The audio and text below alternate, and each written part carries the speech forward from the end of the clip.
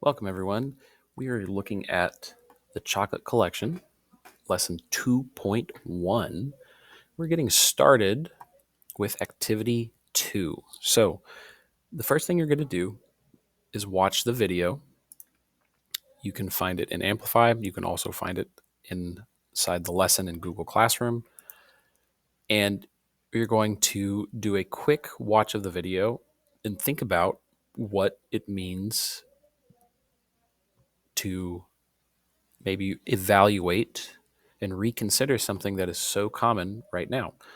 The history of chocolate, as the video says, um, and also what we'll find out in our readings, is more complex than maybe it would seem as just a candy that we see very often.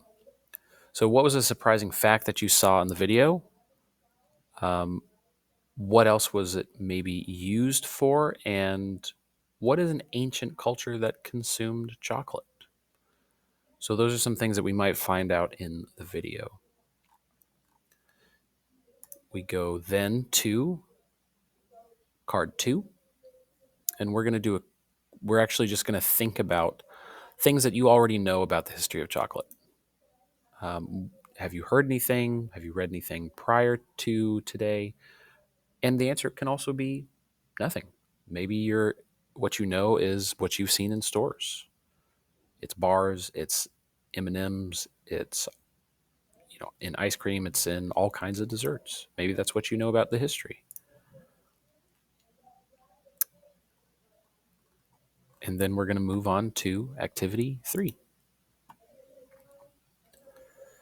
So here we're going to start to get into some of our texts. The first thing that we are looking at is a scavenger hunt answer. We're going to do an abbreviated scavenger hunt, but the answer to the question that we're looking for in our scavenger hunt is, how was chocolate nearly used as a weapon in World War II? World War II, to remind everybody, was when the Nazis were trying to take over Germany and all of Europe and spread that um, control and their policies, their beliefs. They're trying to spread that all over the world. The United States stepped in and helped defeat the Nazis along with other allies in Europe. Um, and that was kind of the gist of World War II. So, as you look through some of these writings, and I'm going to direct you to the specific ones, you are trying to answer that question: how is chocolate nearly used as a weapon? Um, the instructions say to scan, but I'm going to have you read a specific passage just to familiarize yourself with that one passage. However, I do want you to read some of the titles and some of the other information for other writings about chocolate. So let's explore them really quickly. We've got children in Berlin waiting for a chocolate bomber to drop candy in this picture. Berlin is in Germany. We've got a photograph of Gail Halvorsen.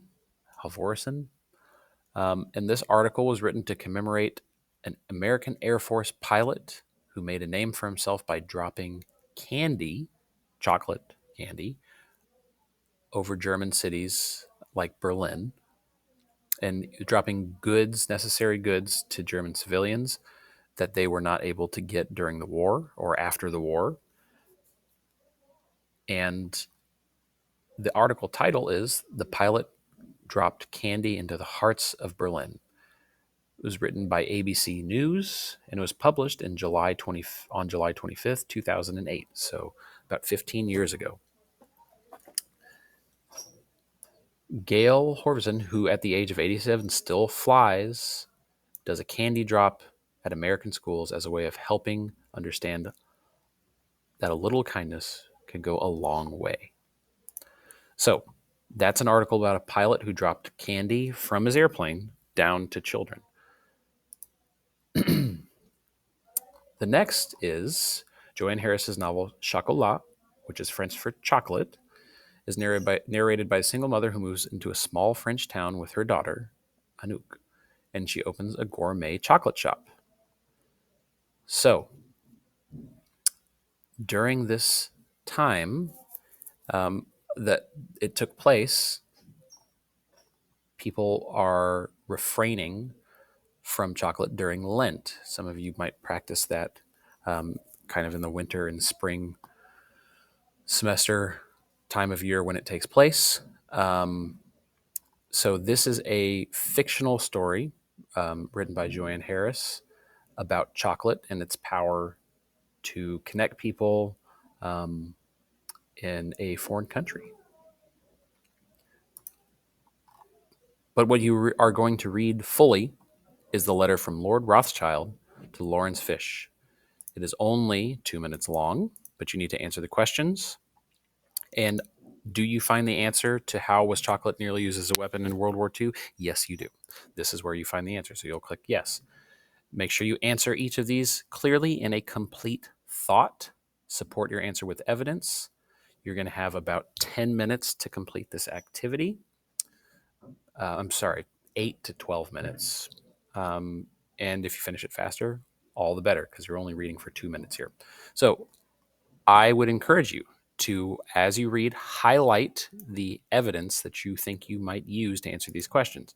How would the chocolate bomb be detonated?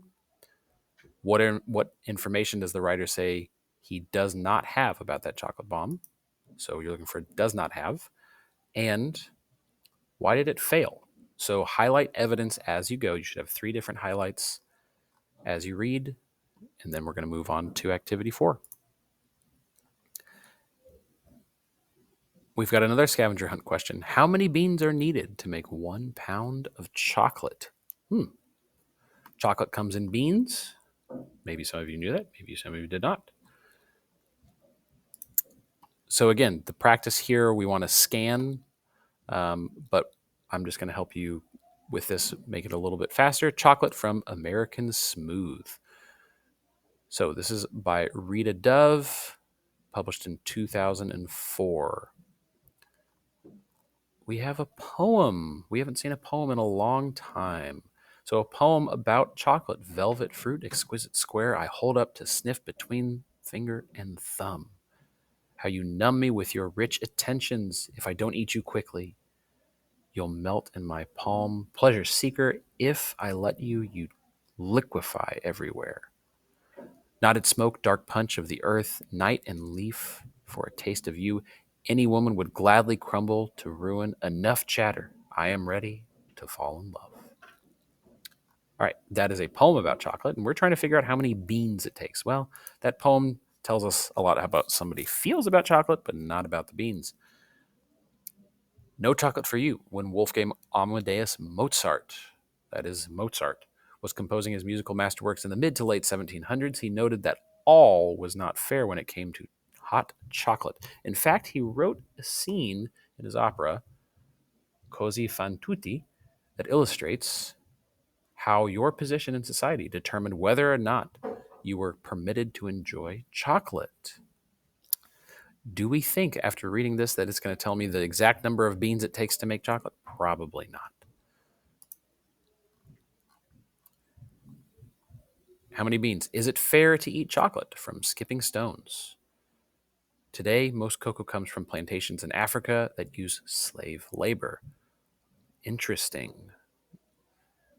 Let's see what this article tells us. And just so we know, yes, this is the one that tells you be sure to answer these questions fully, highlight evidence as you go for each of these questions.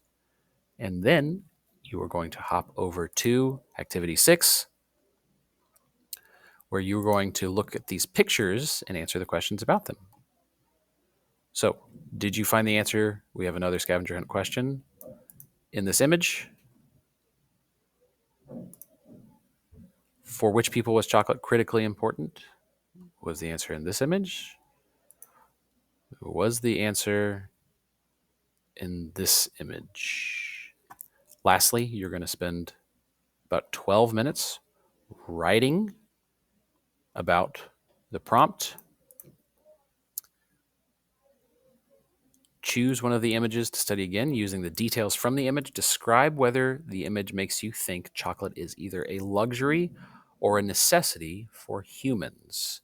a luxury or a necessity for humans. So you're going to take a position. You're going to say chocolate is a luxury, chocolate is a necessity, and you're going to use those images from activity 6 to guide your writing and cite specific evidence in the pictures. Describe the things that you see that tell you chocolate is a luxury or it is a necessity. The pictures are here, or you can go back to activity 6.